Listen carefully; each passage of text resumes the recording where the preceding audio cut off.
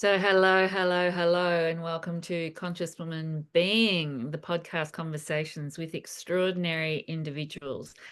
And my heart is just so full and expanded to be in conversation with, with a beautiful, extraordinary individual and somebody who really understands what it is to be fully alive through all the fullness, richness, and adversity of the human experience. So many people listening in are already familiar with my dear friend and esteemed colleague. Will I call you a colleague, Michael?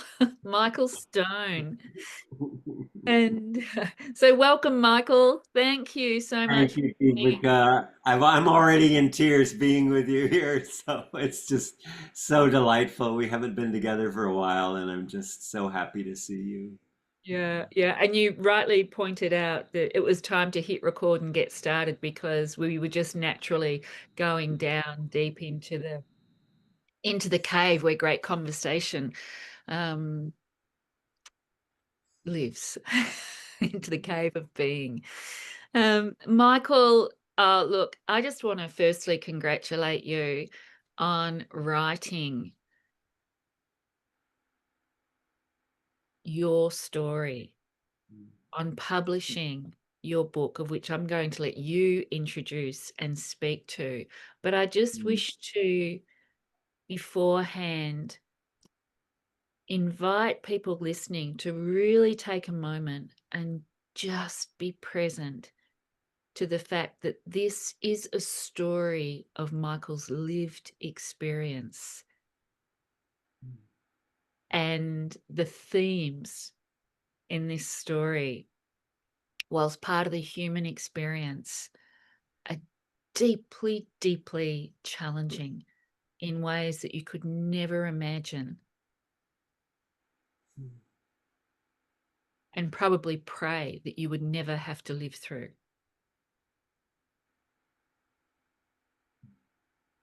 Mm. So it's an incredible story of being resourced to those invisible parts of you and connected to those invisible parts of life in order to love and serve and contribute the way that you have. So, Michael, I'm going to invite you. Tell us about your story. Tell I us. say now. Oh, Deepika, yeah, it's been quite a journey. I just turned 80 and finished this book a few months ago, actually. It's called Traumatized, a Love Story, Healing the Wounds That Separate, Alienate, and Marginalize Us. And, I've gotten a lot of feedback, mostly really positive feedback.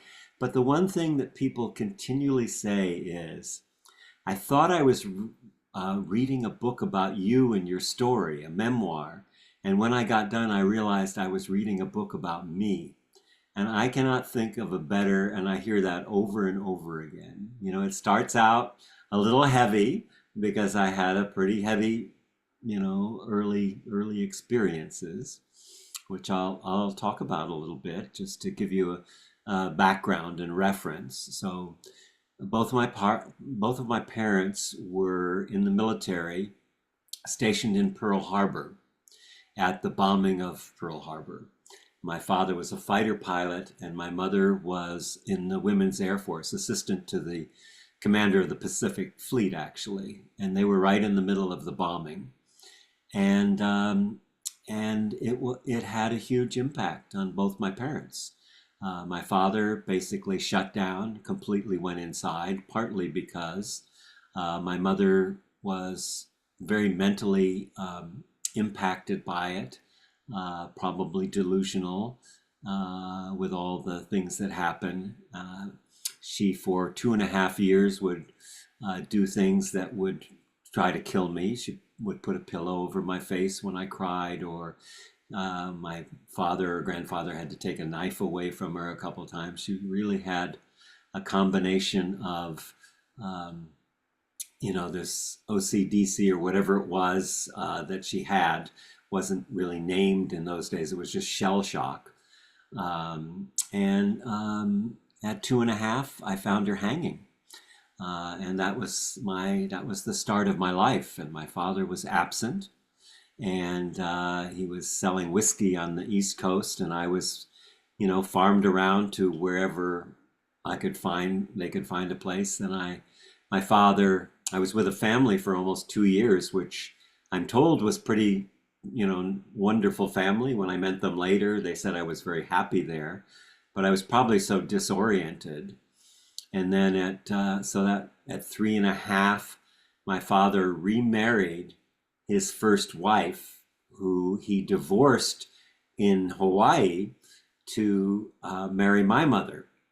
So, not too smart sending the bastard son, to the person, and she was quite an alcoholic, very wealthy woman, and so I spent a year there, and it was pretty terrorizing. Many of the stories, I have stories of this in the book, and then he came after a year, and I have to say, at 5, it was probably the happiest time in my life. My father bought a bar in San Francisco on Maiden Lane called the Lane Club, and I lived in the bar for a year, and it was a wonderful time. All the fancy people and the women wanting to get next to my father. So I got a lot of, it's better than having a dog, having a 5-year-old for for meeting women. And my father was a misogynist and quite a ladies' man. And that was a beautiful time, though, because I was with my father, and I hadn't been at all in my, pretty much my entire youth. And then he, like I said, he divorced his first wife the second time. So then we went to New York. He went back into the Air Force, and married probably the worst possible choice. My stepmother's name was Jean Severe. How's that? Dickens would have eaten his heart out for that, for a book, right? How do you get the evil stepmother a better name than Severe? And she was. And so I don't hold anything back when I talk about her, but also, my story is an evolution of going through these things. At 7 years old, I got a dog. It was my whole life, this Cocker Spaniel. And unfortunately, he would try to follow me to school. And so my stepmother or father, I don't know who, tied him up. And when I came home, he tried to follow me, and I found him hanging on the fence. He had tried to climb over the fence. So that was a really big trauma. And then I got to be a real brat. So I was sent to military schools and survived that. And then when I was 30, I traveled all around the world, and I really started exploring, consciousness, basically. I was a child of the Kerouac age, so I was on the road, and I hitchhiked all around Europe and the US and South America, and was, reading books like Hermann Hesse and different the people that were, the spiritual people interested in shamanism very early on, and came back to the States, and I did the S training, and that was an amazing experience for me after the first weekend at the S training. And it has, has lots of problems, as it had through the years, but I walked out of there, and I was in San Francisco, and I remember looking, the lights were brighter, and something happened. And I had this thought, you mean I'm responsible for my own freaking life? And that was a huge awakening. In spite of all that had happened, that was an incredible, and that started me on a path. then.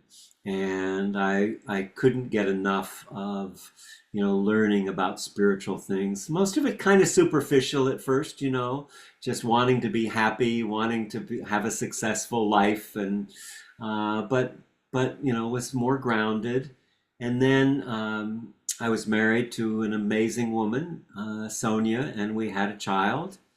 And we went through some challenges with that. Um, and then at 4.5, my wife was brutally murdered and raped in Carmel, California. And the person who did it got off on a hung jury.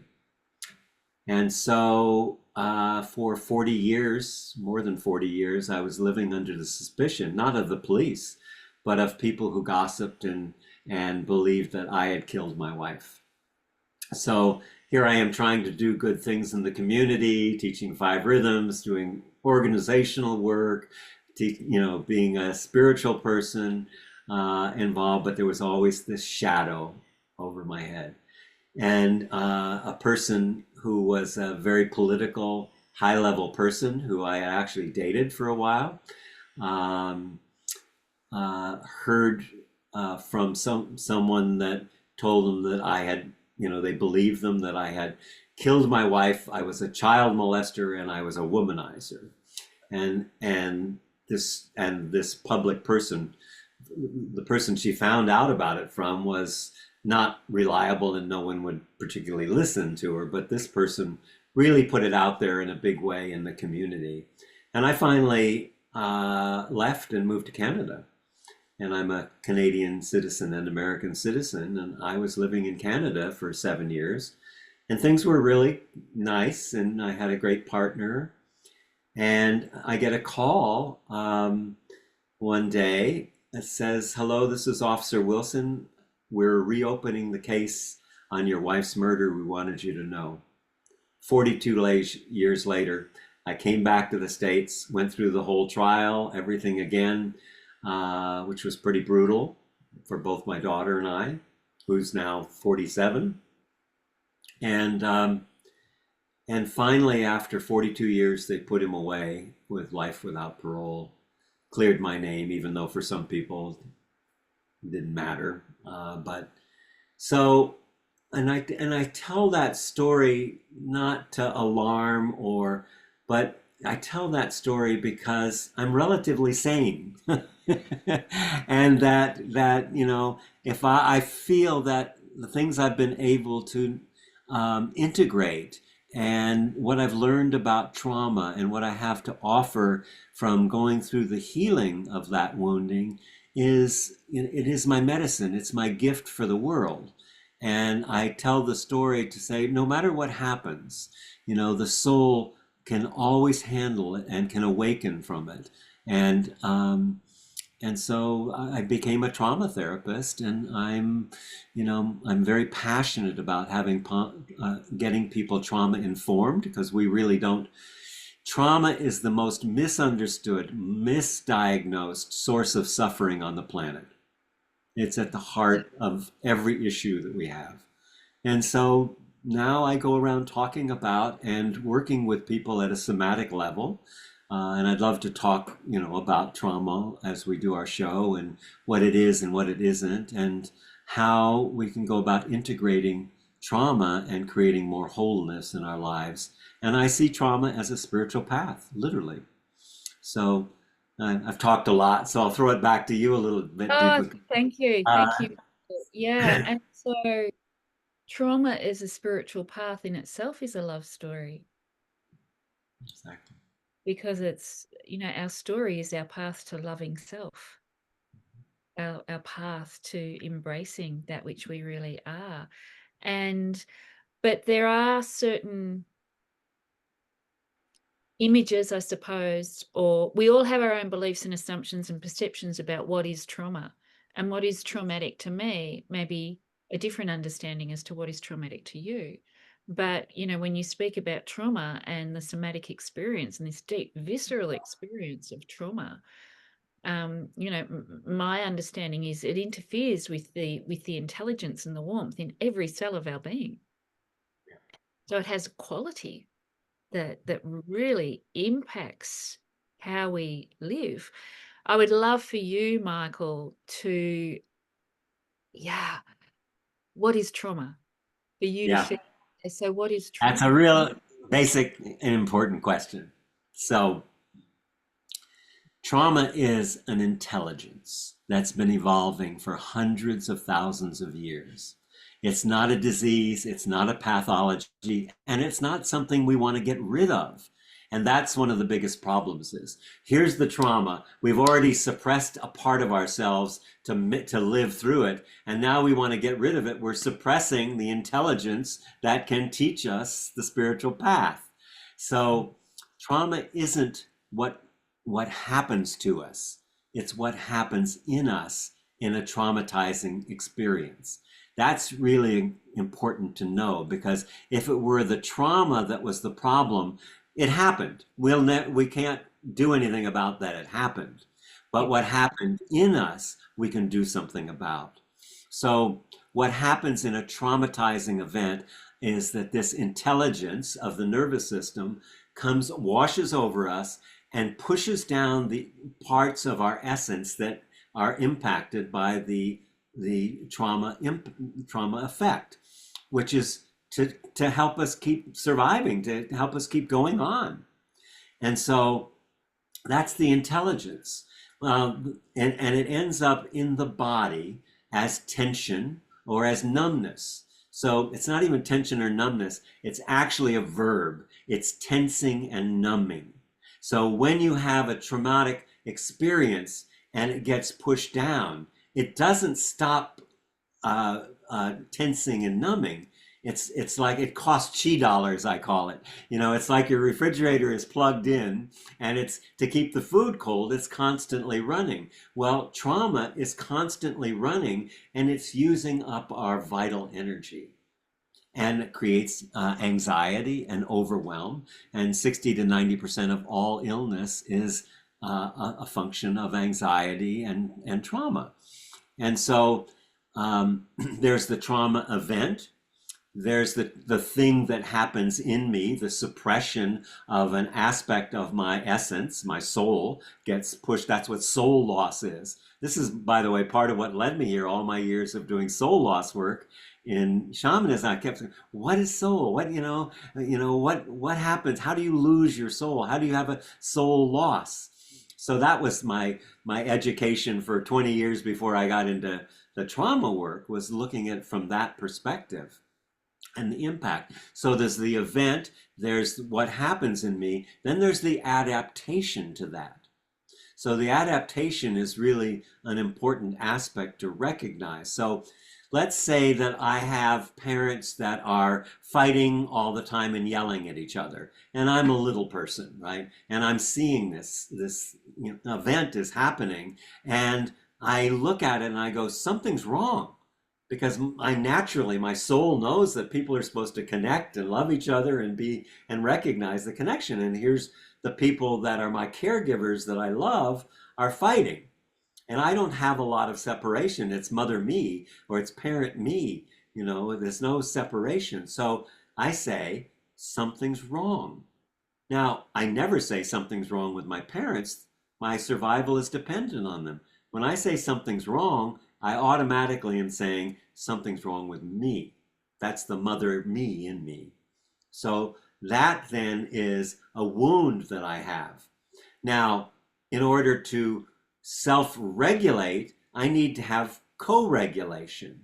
So I need to be felt, seen, heard, held, and protected, and someone looking in my eyes with love in order to co-regulate so that I can learn how to self-regulate my emotions, my reactions, all of that. But if I didn't have that as a child, then I don't have my fullest capacity to navigate my way in the world. So here, to go back to the parents fighting and arguing, I want to help. I try to do something. I get in the middle of it. So that breaks up the whole level. So I might be the confidant for my mother or my father, and that puts a wedge in the basic family system. So we're talking about family system. We'll get more into that later. So I then, need to find also love and connection in order to evolve. So I become the helper. So then that's how I adapt. Or I become the smart one, or the pretty one, or the actor, or I take on these roles, which often become my life's path. If I see that someone's ill or I'm trying to help, then I become a nurse or a doctor or something like that. Or there's not enough money, I become a millionaire, and I can never get enough. But I keep thinking if I get to be another million, then someone will love me. My father will see me then. And I had a lot of that in my own upbringing. So we've Yeah. got the trauma event, we've got the what had happened in me, and then we've got the adaptation. So when we're talking about trauma, we're really talking about what happened in me and the adaptation. Now, to then look at, well, how do we then deal with these frozen parts? So how do I increase my capacity? People now are talking a lot about stress, particularly in the United States, I think, but I know it's global too. But it's almost like a competition. People say, I'm so stressed, I'm so busy, so much is going on. And the other person's, yeah, I'm even more stressed than, it's like almost a competition about stress. But we use these words like stress and love and trauma without really looking under the hood and saying, well, what is the engine of that word? So if I look at stress, I'm very clear when I'm talking about stress that I'm saying my current capacity is insufficient to meet the challenges before me. So I say, oh, it's an issue of capacity. Then how do I increase my capacity to hold life, to hold what's happening? Well, that's where trauma comes in as an evolutionary potential, right? So I can increase my capacity. First of all, I have to slow down and soften and drop out of the chat room and into the body. You cannot heal trauma, absolutely not, with talk therapy. I have learned this with many hours of both. You have to go to the body. You have to go to the nervous system. So Yeah. my body, my cup is my cup. It's my capacity. And if my body is all tense and tight and stressed, because chronic stress is a telltale sign of trauma. Chronic stress. I've carried that for a long time. It's finally loosening up a little bit at 80, you know. So in order to then begin to integrate, so I say, and this is something my teacher has said many times, and it's what got me on the path, that uh, integrated past. When I learn how to integrate, trauma is unintegrated past. That's the easy way to say what trauma is. It's incomplete past. Yeah. It never finished its own cycle. It got stuck, right? It's very simple. It's not so complex as people would like to make it. So I, um, so I have this opportunity when I'm working with somebody. I'm looking first of all at two things: space and energy. Okay, how spacious do I feel in my body? So people who are listening now, just take a moment and look and see: do I feel cramped, or do I feel spacious inside? So I want to become aware of the interiority of my own being, of my body. And so space is part, and then energy. Space is stillness. Space is, the capacity. Space is like the paper that the book of life is written on. When I have more space, I have more creativity, more innovation, more insight, more capacity to meet life. And energy is data, is information. So that's very basic. That's the most basic part of somatic healing, is to understand space and and energy, those two issues and how they work together. So then I come into my body, uh, and by the way, we were wounded in relationship. I highly recommend that we heal in relationship. It's the best way. That's why I do trauma circles, because I get 12 or 15 people or more, but usually they're about that size. I get them together. We create a safe space, a container for that. And then when some person says, I'm so scared all the time, and somebody else says, yeah, me too. And you see, oh, I'm not the only one that's scared, or I feel like I don't belong, or I feel I'm not enough. All these things are echoes of those early traumas. They're echoes. Yeah. And so, Michael, you're speaking there to relationship with humans, relationship Yes. in humanity, relationship from one human being to another. It's not necessarily that you have to, it can be possible, but it's not necessarily in circle with the perpetrator or the Oh, person no. who created the wounding in the first place. But it's that we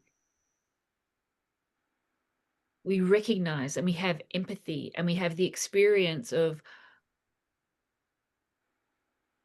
being understood, of somebody sees me, Yeah. somebody Felt, sees seen, heard, held, me, them. yeah, Yeah, yeah, yeah. yeah, Now, what you're saying, though, is an extension of that, the Truth and Reconciliation Project, which was one of the brilliant things of the 20th century, um, with with in South Africa. That was an incredible experiment, but it didn't have enough of the earlier work of this. What I call the practice that I work with is feeling myself, feeling you, feeling me, and the space between us. yeah. So we soften, we slow down, and we begin to go into the body. And then I don't have to ask you how you feel. I can feel how you feel. I can Yes, feel what's happening in you. So now I'm bridging that gap that says you're separate, which is the first casualty of trauma, is this belief in a separate self. mm. And there's two ways to know each other. One of them is, I'm here in California, you're over there in where were you're on I'm in Tasmania. you're in Tasmania, right? You're in Tasmania. So that's a far away, but I see you here on the video, and so I can see that. But that's just one way of seeing someone. A whole different way of beginning to see someone is, you show up, Deepika, in my nervous system, and I Yeah, show up in your nervous system. And yeah. so And I, if I give an example of that, Michael, yeah. may I just interrupt to give an example? Is that when I first met you in person, we were in San Francisco, and you, you, I just felt such warmth and ease and familiarity with you and connectivity to you. So I felt very safe and open to be with you. And you said something that I has impacted me to this day. And when I think about you, I think of this potential and possibility. Well, you said many things actually, but the first that comes, now they're flooding in. The first that comes to mind is you said community is a field. Community is a field. And I never felt any physical separation or distance from you Mm, mm, beautiful. over the years. You also shared many, many things. And I remember one thing that came to me as you were speaking earlier was you said, stress is too much. It's a Mm. too muchness.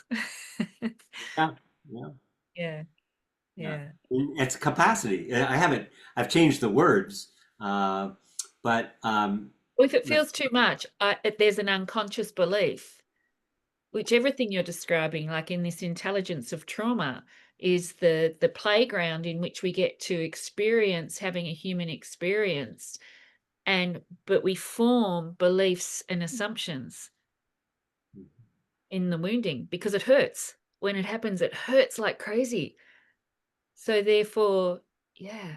We have this And we unconscious belief that we we're armor and protect ourselves in that too. all through life, all through life. Till we begin to do the shadow work. And this is what Jung was saying, And you have, see the truth of what where is. there is a shadow, that's where the work is. And a shadow is the parts of ourselves that we don't want to accept, and we certainly don't want anyone to see or know about. That's the shadow parts. I wanted to add an upgrade to the what I said about community, because lately Ah, the I've been field of community. Yeah, because it's also the field of potential and possibility. You were speaking to consciousness. exactly. And what I've been saying lately is community is the currency of the future. Oh, that's great. I like that. Meaning that in both ways, the Mm. currency and the current, the energy of the future. And so, Yes. yeah, that's just yeah, a big part of it. And so healing, again, to go back to the circles, it's finding a place where you can feel.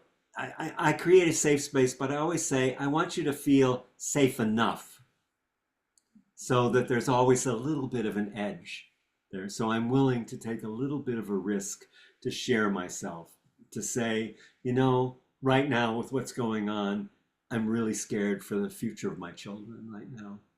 And to be able to say that out loud and then be received. So you're not holding it alone.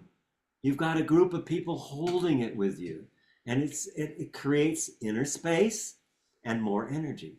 Both of those two things happen. So let's see, where was I about uh, trauma integration? So um, do you have a question? I've kind of lost my track there. Oh, sorry. I threw you off Oh, track. Well, um, I just I don't have a question so much as there's so much that resonates with what you're sharing. And it's always one of my greatest understandings and one of my teachings is that when we work on bolstering it's about head, heart and hands, right? Relationship between head, heart and hands, and we can't live from here up.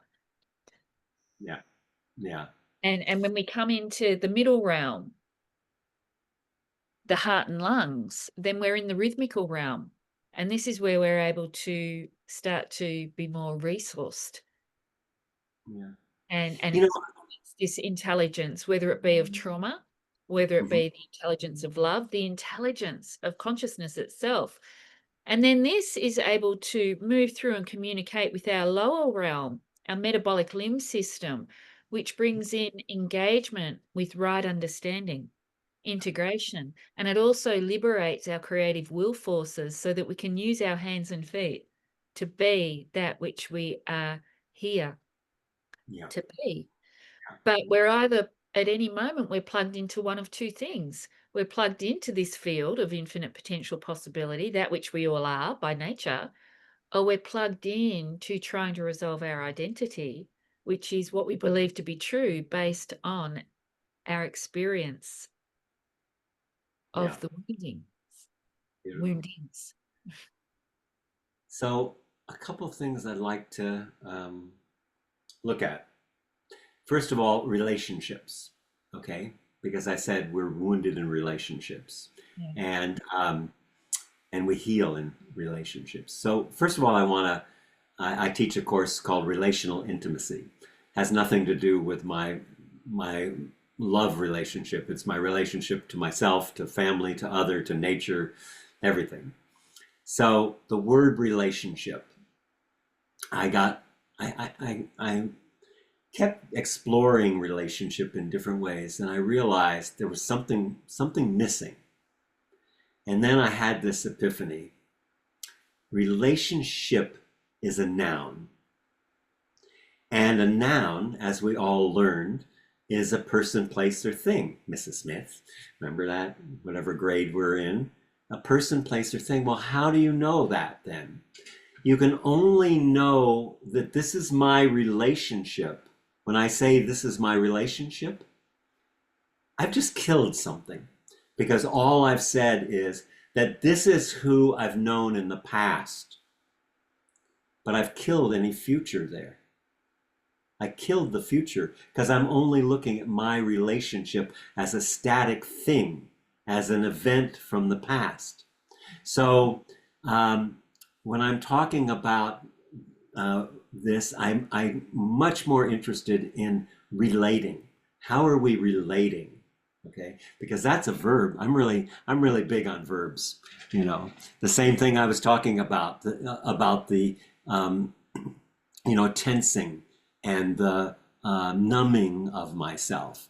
There are things that are happening, and a relationship is emergent. We need to be emergent and speak from what's coming through us, not from our story. I had a lot of wounding, an early story. I lived with it like it was a sidecar, like it was something that went along beside me. But it wasn't me, it was the story that I was carrying from the past. And it was shaping my actions. So when you begin to look at relating, suddenly what's a relationship, which I think of people who have lived together for 40 or 50 years and they're just living side by side. They're not relating, and I see that all the time. I go to the coffee shop and I see people reading the paper and, not really relating and connecting. So what's missing there is curiosity, is wonder, is awe.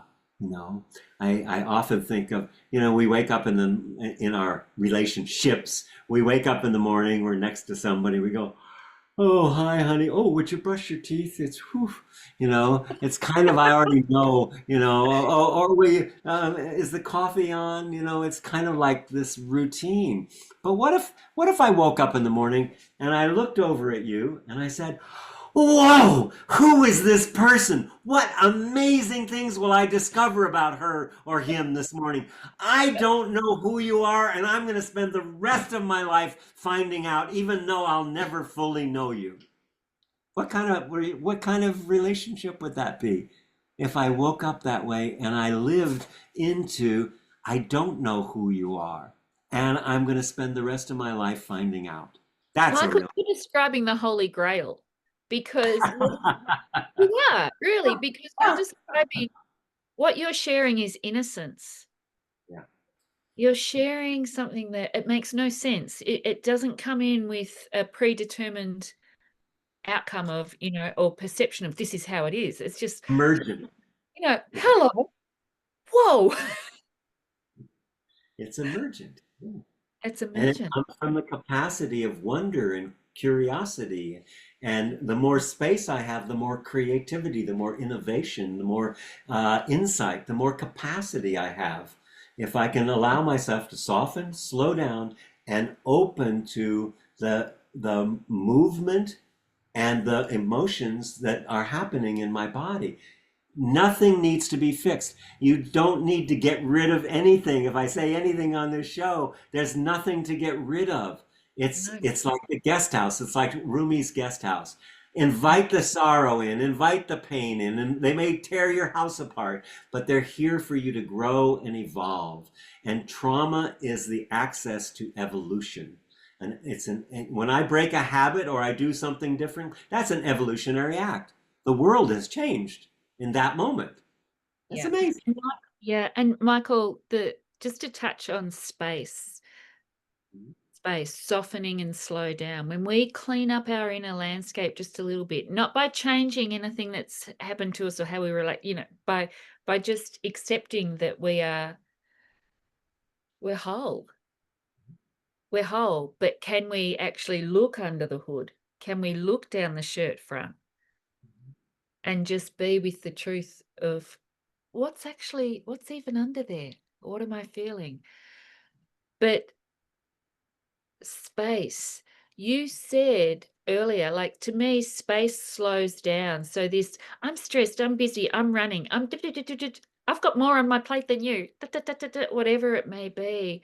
When we create a little space, that sort of dissolves because there's just this softening and there's a coming into presence where the whole concept of linear time just really changes and we get more productive. And the Hmm. things that are asked of us become more effortless.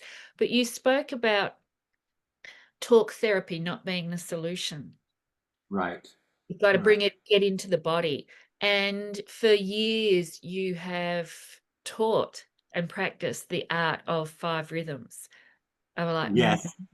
And yeah, yeah. So would you like to just elaborate a little on how that is an incredible penetrating tool to create space Yeah. for Yeah. the intelligence of all that you are to reveal to you that which you are? Yeah. Well, I think Gabrielle Roth said it in one sentence. She said, "My business is creating space." She said that Oh, back in really? very Okay. early days of 5 rhythms. So, for those of Uh, you who don't know what 5 rhythms are, they're maps of consciousness. They're a beautiful tapestry of how we move through life. And there's flowing, which is my connection to the earth, the feminine, the allowing aspect of it. There's the staccato is the feminine. I'm sorry. Flowing is the feminine, the receiving, taking in.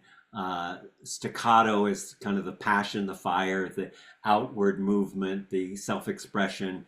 When the feminine and masculine come together, you have chaos, which is about getting out of the head. So first it's our feet, then it's our heart, then it's our getting out of our head, leads into lyrical. We lighten up about it, and that leads us into stillness. And what we say in the 5 rhythms, the fastest way to still the mind is to move the body. And that's true. I'm a Qigong person, very active in Qigong as well as 5 rhythms. So movement is really an important aspect of creating space, and allowing ourselves to move with what's alive in us. So if I'm feeling angry, then I need to dance my anger. I need to move that energy, allow it to move through me and be expressed. There's no bad emotions. People talk about good and bad emotions. Every emotion is a gift. First of all, that I can feel my emotions. So many people I work with can't feel them. They think they're emotions. That's feelings. Feelings are separate from emotions. Okay, emotions are of the body. Feelings are of the mind.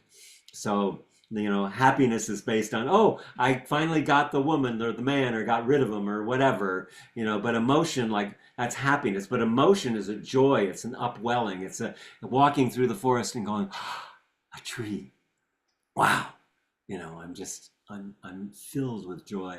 So, so 5 rhythms. I wanted to also talk, while we have time, if we do, about at least one other thing, and that's I kind of mentioned it, but I think it's really important because so often traditional therapists are working on the individual, and that is such a microscopic aspect of who we are, right? So, and I was talking before about this feeling you, feeling me, that you show up in my nervous system. So I wanted to finish a little piece on that. And that is that my capacity to know you is equal to the circumference of my ability to know myself. I can't know you beyond that. So my capacity, again, talking about stress, when I expand my capacity, I can hold more, I can know you. But if I don't have awareness of my body and my emotions, then I can't really know you. So that's a really important aspect. But it's so much bigger than that, because what I call AIC fluidity, ancestral, individual, and collective fluidity. So we are our ancestors. Everything all the way back through time is in our body. It's a signature in our body. And whatever age things happens, by the way, trauma at the age of 2 is different than at the age of 5, or is different at the age of 10. It doesn't matter. It's different. There's a different energy with that. So everything is in the body, stored in like a calendar of what happened, of the events. So if I'm not tapping into the ancestral wisdom, both the pain and the resilience huge resilience available by being able to connect with my ancestors. I have a whole chapter about this in the book. And and also, so when I heal something in me, like I said, it goes backwards and it goes forwards in time. My ancestors and my children and the future beings. The same thing with my connection with the collective. I am part of the collective. So when I'm doing this work, the more I can expand my capacity, I can feel the fluidity between my individual, the collective, and my ancestral awareness. And that's all available. And that is an amazing source of resilience. Yes, there is pain, there is suffering that our ancestors have brought on to us. But look, we're here. Something worked, we're here. So, that's amazing. The resilience to have gone through, just all the things, the burning times, the crusades, the war, the famine, all the things that happened, the ice age. We survived. And that capacity is available by tapping into these deeper levels of knowing in our body and in the ancestors and collective that live inside of us. When we can Yeah. step away, I said the first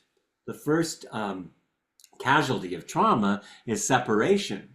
But we're not separate. Now, one other thing just to say about that, when I look at the moon, I think of this a lot when I work with patients. It's really important to me.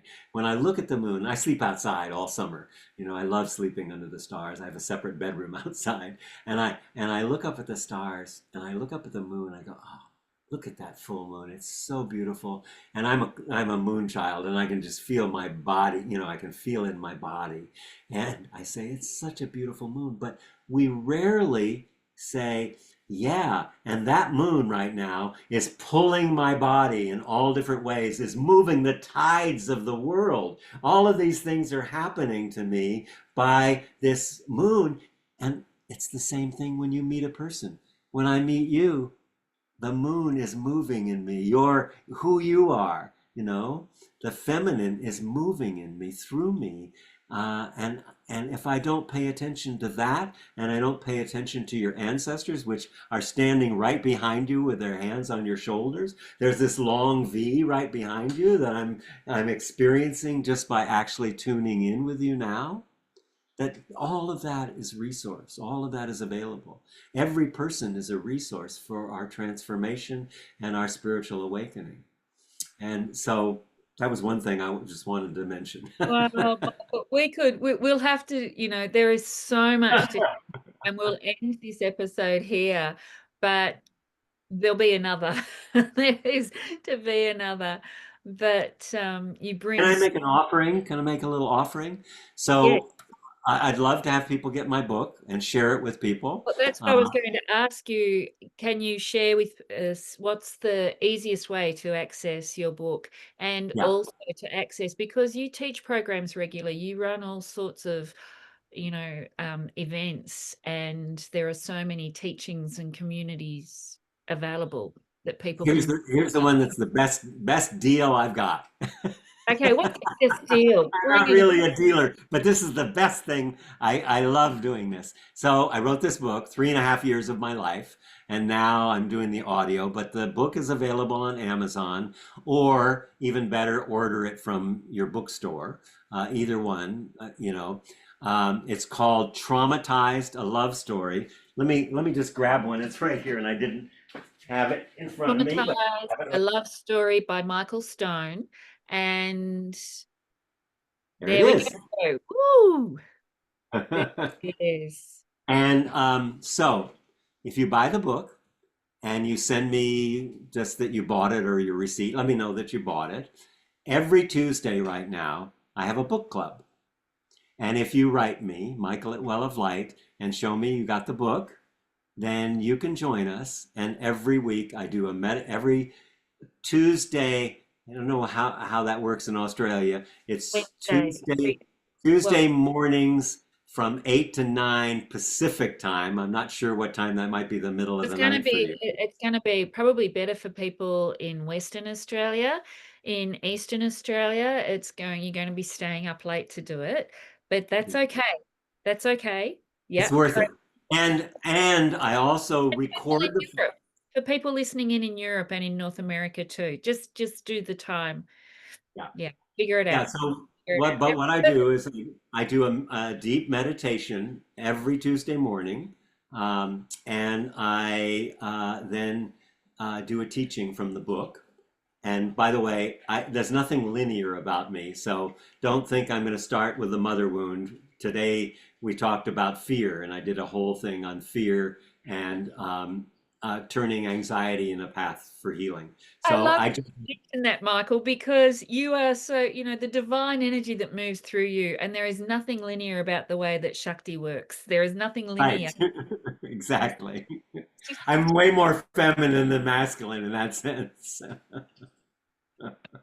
So anyway, please join me and tell other people because, it's for a $20 book. You're getting this amazing time, and I love sharing with people, as you can tell. So this is a way to be connected with me and join the book club. It just started, so it's pretty small right now. And I'd love to have you join it. And it's my medicine to give to you.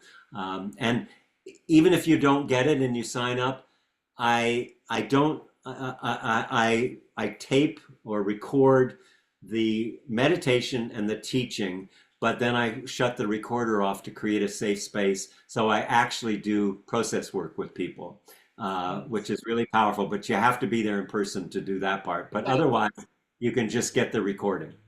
Perfect. Just Perfect. have the meditation every day. Yep, you can play it all week. I love it.